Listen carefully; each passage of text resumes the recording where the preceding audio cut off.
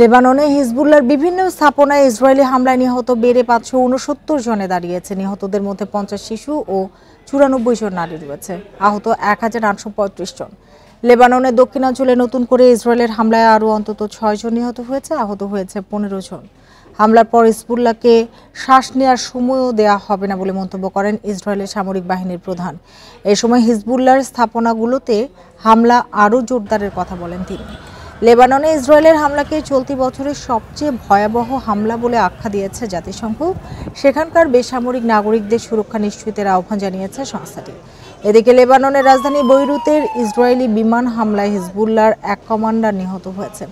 ওই commander হিজবুল্লাহর rocket বিভাগের শীর্ষ কর্মকর্তা ছিলেন।